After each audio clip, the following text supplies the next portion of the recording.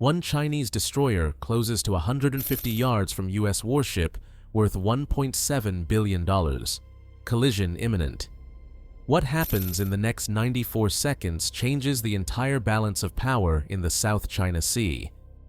South China Sea, Taiwan Strait, international waters. USS Chung-Hoon slices through contested seas at 16 knots. Arleigh Burke-class destroyer. Displacement 9,200 tons. Length 505 feet. Crew 323. Mission critical. Freedom of navigation operation. The strait measures 110 miles wide. International law guarantees passage. China disagrees, violently. The destroyer maintains course, bearing 015 degrees. Distance from Chinese territorial waters, 47 nautical miles, well outside the 12-mile limit. Legitimate transit under United Nations Convention on Law of the Sea.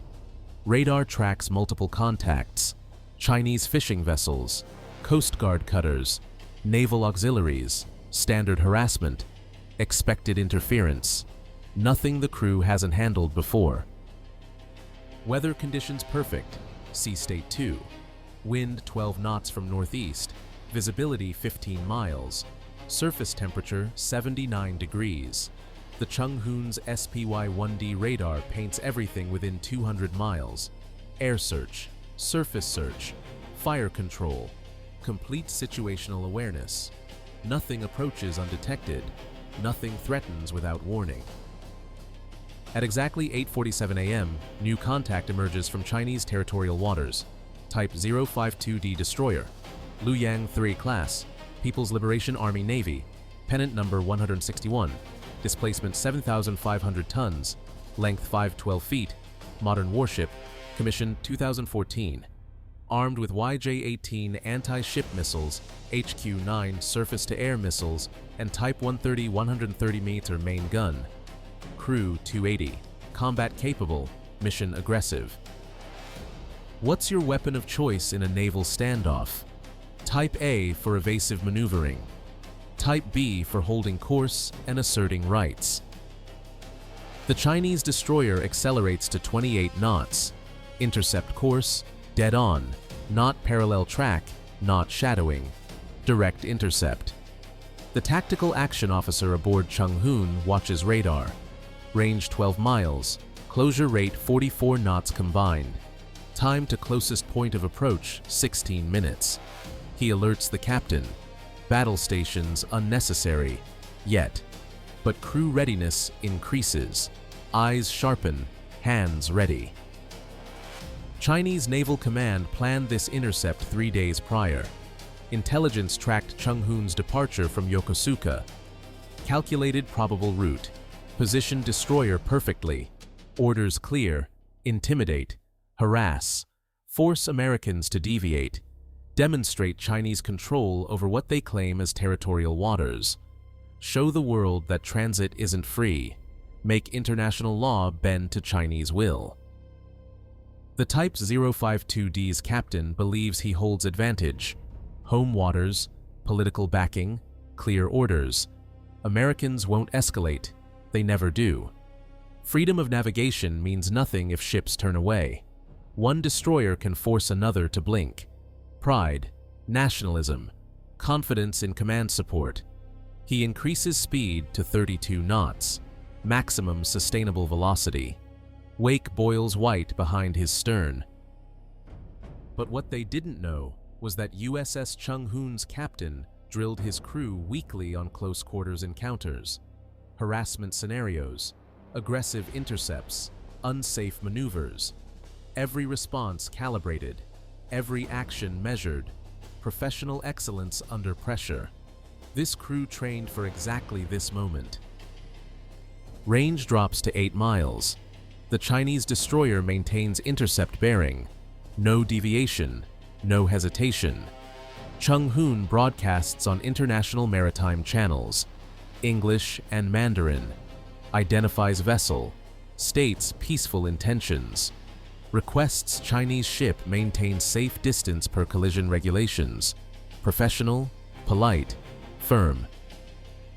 No response. Radio silence. The Type 052D closes to 5 miles. Then 3. The geometry becomes clear. Not parallel course, not crossing ahead, direct collision course. Intercept angle 45 degrees. The Chinese ship aims for Chung-Hoon's starboard bow. Physics says one vessel must yield. Maritime law says burdened vessel gives way. But politics overrides both. At 9:03 a.m., range hits 1 mile. Automatic collision alarms sound. Bridge crew calculates intercept. Time to collision 87 seconds. Speed differential 16 knots. Combined mass 16,700 tons. Impact force catastrophic. Both ships damaged. Potential casualties. International incident. War risk. Everything accelerates toward crisis. The Chung-Hoon's captain faces impossible choice. Hold course and assert navigation rights. Risk collision. Risk crew. Risk war. Or yield. Turn away. Validate Chinese aggression. Surrender international waters. Set precedent that harassment works. Every future transit becomes contested. Every passage requires concession. If you're enjoying this high-stakes tactical analysis, hit that subscribe button so you never miss confrontations like this. He chooses option 3, neither yield nor collide. Professional seamanship. He orders slight course change, 5 degrees to port, speed maintained. The maneuver opens distance marginally, creates separation, not retreat, adjustment. The ship heels slightly, wake shifts, new bearing 010 degrees, still northbound, still transiting, still asserting rights, just not dying for them. But the Chinese captain anticipated this. He adjusts to match, turns 5 degrees starboard, maintains intercept geometry, closes distance, range drops to half mile, then quarter mile, collision imminent, 42 seconds away. Both bridges see it happening. Both crews brace, neither captain willing to back down completely. The water between vessels narrows, 400 yards, then 300. Wake interactions begin. Hydrodynamic forces build. 2 massive ships displacing thousands of tons create pressure waves. Water surges. Turbulence intensifies. Helm response degrades. Control becomes marginal. One mistake. One equipment failure. One moment of poor judgment. Collision certain. At exactly 9:04 a.m., the Chinese destroyer crosses Chung-Hoon's bow at 150 yards. 500 feet. 1.5 destroyer lengths, closest recorded approach in peacetime Taiwan Strait transit. Ever. Cameras capture everything. Bridge recorders document. Radar tracks precisely. Evidence irrefutable. Unsafe maneuver. Violation of collision regulations. Deliberate harassment. The Chinese ship's wake slams into Chung-Hoon's bow. White water surges. Spray climbs 30 feet. The destroyer pitches violently. Bow rises, then falls. Equipment rattles. Crew staggers. Nothing breaks. Nothing fails. American engineering withstands abuse. But message delivered. China can touch American warships, literally, physically, dangerously. The Type 052D continues across, completes crossing, emerges on Chung-Hoon's port side. Distance opens to 200 yards, then 300. Crisis passes. Collision avoided. Barely. The Chinese destroyer reduces speed to 20 knots, parallels American course, shadowing, monitoring, claiming victory. Mission accomplished. Americans forced to maneuver. Precedent set. Or so they believe. What would you have done commanding that American destroyer? Comment your answer below. But the encounter isn't over. USS Chung-Hoon maintains original heading. Speed increases back to 16 knots. Resuming patrol. Transit continues. No retreat. No deviation from mission. The destroyer presses northbound through international waters. Exactly as planned. Harassment failed to stop passage. Intimidation failed to force withdrawal. The mission succeeds despite interference. The Chinese destroyer shadows for 90 minutes, maintaining parallel course, distance 500 yards, constant presence, psychological pressure, hoping Americans turn back, break off, choose easier route. But Chung-Hoon continues, mile after mile, hour after hour, professional execution, legal transit, international rights asserted through action, not words. At 10:37 a.m., second Chinese destroyer appears, type 052C, older variant, approaches from northeast, flanking position. Now 2 Chinese warships shadow 1 American. Numbers advantage, local superiority, but tactical significance minimal. Chung-Hoon's Aegis system tracks both easily. Weapons systems cover both simultaneously. 2 targets just means 2 solutions. The dual shadow continues for 6 hours. Chinese ships maintain close proximity. Cameras record constantly. Radio calls ignored. Professional harassment perfected through practice. But American resolve doesn't crack. Transit proceeds. Navigation rights exercised. International law upheld through presence and persistence.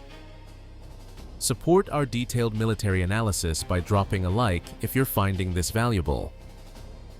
At 4:15 p.m., USS Chung-Hoon exits Taiwan Strait northern boundary. Mission complete. Freedom of navigation operation concluded successfully. The Chinese destroyers break off, return to territorial waters. Harassment ends. American ship continues toward Okinawa. 0 damage, 0 casualties, 0 concessions. Successful transit despite aggressive interference. The diplomatic aftermath erupts within hours. China lodges formal protest, claims American ship violated territorial waters, accuses dangerous maneuvers, blames collision risk on U.S. Navy. State media broadcasts edited footage, shows American destroyer, omits Chinese vessel crossing, context removed, truth sacrificed to narrative. United States responds with full transparency, releases complete video, bridge recordings, radar tracks, time-stamped data. Evidence shows Chinese destroyer deliberately crossed at unsafe distance, violated collision regulations, created unnecessary risk. International maritime community reviews footage. Conclusion unanimous.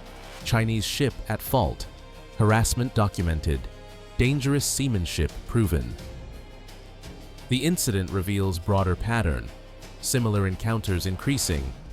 Chinese vessels harassing U.S. Navy ships, Canadian frigates, Australian destroyers, Japanese maritime self-defense force. Any nation asserting transit rights faces interference. Systematic campaign, coordinated strategy, testing resolve, pushing boundaries, creating new normal where international waters become contested space. But each successful transit counters this narrative. Every ship that completes passage despite harassment reinforces international law. Every captain who maintains course demonstrates collective resolve. Chung-Hoon's transit matters not for avoiding collision, matters for refusing to yield legitimate rights. The tactical lessons spread through naval commands worldwide. Close quarters encounter protocols updated, communications procedures refined, rules of engagement clarified. What happened to Chung-Hoon prepares every ship for similar harassment. Training evolves, readiness increases, professional standards rise. 3 weeks later, similar scenario develops. Different location, different ships. Chinese destroyer attempts identical intercept. USS Rafael Peralta, newer Arleigh Burke variant.